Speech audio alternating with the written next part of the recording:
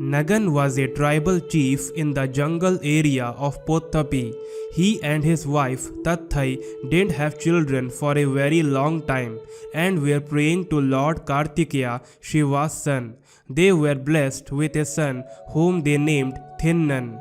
Thinnan grew up to be a reputed archer in his tribe. He often led his people on hunting expeditions. On one such hunt, Thinnan was separated from his friends chasing a wild boar and found himself in an unknown part of the jungle. Trying to find his way out, he came across a shrine dedicated to Lord Shiva. The shrine was a small one consisting of just a Shiva Linga but was clean and neat. Thinnan found himself inexplicably attracted to the Linga. He was filled with a desire to make an offering to the deity. Thinnan had no idea about the rituals to perform the proper ceremonies to the Lord. He was so consumed with love that he decided to offer the meat he had with him. This shrine, called Thirukalahasti, was a very ancient one cared for by a Brahman who lived in the nearest town many miles away. The poor Brahman was an ardent devotee of Shiva but could not make the long journey every day. So he came to the shrine once a fortnight, bringing the items of puja worship with him. He cleaned and prayed to the deity and made his offerings before returning home. The Brahman returned to the shrine the day after Thinnan had made his offerings and was shocked to see meat lying next to the linga.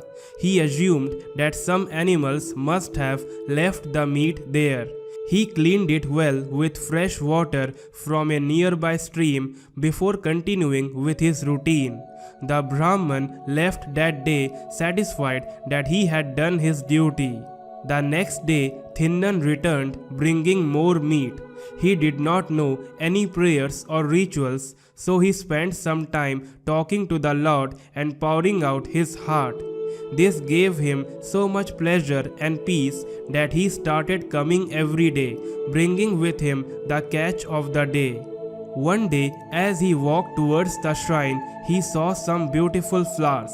He plucked some for his Lord and saved them in his hair, as he was carrying the day's catch in both arms. Then he noticed a small stream flowing nearby and had an idea. How nice it would be to give a bath to the Lord. He then bent and filled water into his mouth and went to the shrine where he spit the water from his mouth on the linga, thus bathing the Lord. He happily made his offerings and spoke to the Lord before leaving for the day. The next time the Brahman returned to the shrine, the sight he saw repulsed him. There was meat all over the place again, and this time the Shiva Linga was covered by spittle. This was not the work of an animal, but a human being. How could anyone thus defile the Lord? He patiently cleaned up the shrine before chanting the mantras, purifying the linga and making his offerings. Again he left, having done his duty, hoping and praying that such disrespect would not occur again. But he saw the same thing every time he arrived there. Heartbroken by the situation, he could not control his tears and addressed Shiva aloud. O Lord, you are the purest of all, the greatest of all gods. How can you allow such indignities to happen to you yourself? You are the protector of the universe. Please protect yourself from such acts. Lord Shiva was moved by the Brahman's plea and spoke out to his devotee. My dear devotee, what you consider indignities is the offering made to me by another devotee. He knows nothing of rituals and practices, but like you, he loves me with all his heart. I am bound by his devotion and have to accept all that he offers me. If you wish to see the extent of his love for me, hide somewhere and see what happens. It is time for him to come. The Brahman was curious about this devotee whom the Lord himself praised. The Brahman hid himself behind some bushes. Thinnan came very soon, as usual, carrying meat in his hands, flour in his hair, and water in his mouth.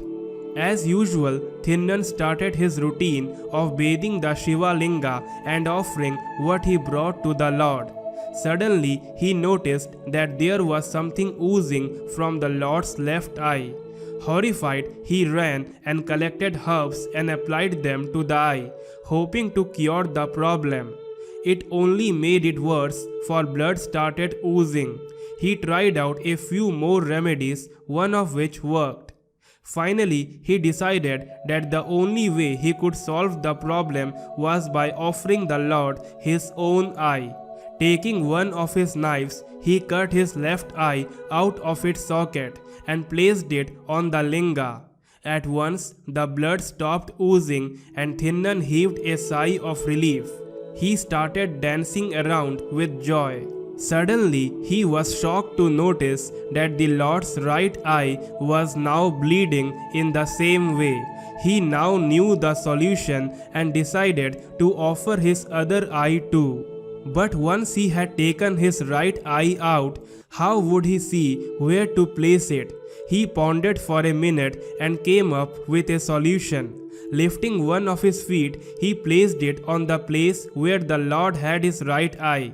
With his knife, proceeded to take out his right eye from its socket. Shiva could not bear to see this great sacrifice by his devotee and appeared in front of him.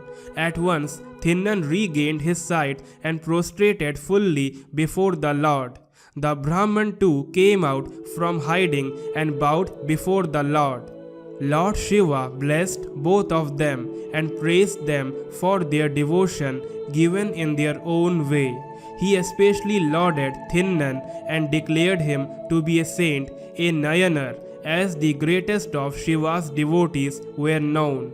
Since he had given up his eyes, Karn means eye in Tamil for the Lord, he would henceforth be known as Kannappa Nayanar. Om Namah Shivaya.